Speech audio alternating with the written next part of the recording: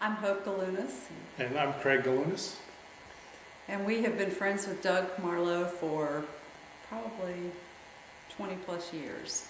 We met him at St. Luke's Episcopal Church, where we all go to church together. And when he began building for a living, we watched some of his building and his skills. And Doug's always been one to take a lot of pride in what he does.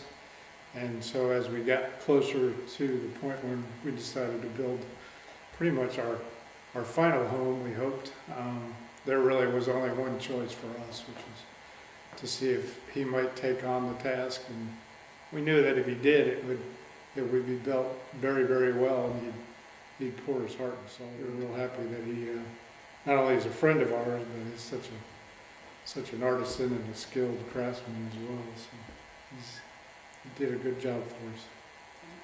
We were thrilled. He's a perfectionist and was very careful about all the decisions he made and all of the choices. And although he says he's not a designer, he really helped us choose a lot of things that went into the home too. So we couldn't have done it. We're worried about his sanity sometimes because he does pour so much of his heart and soul into it.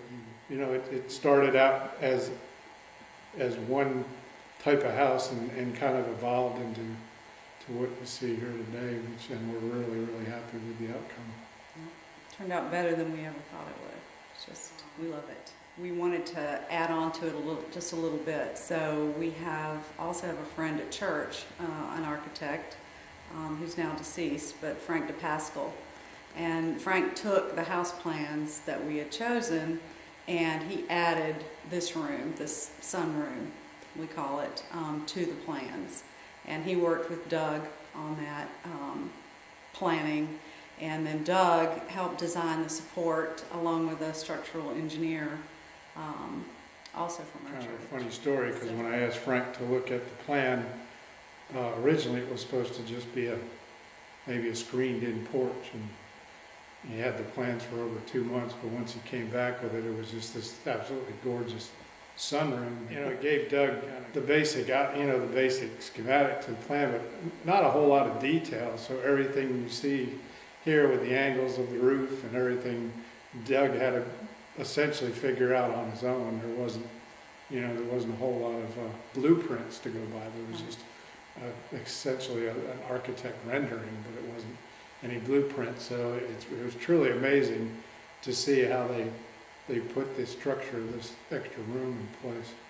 Took a lot of talent to do that.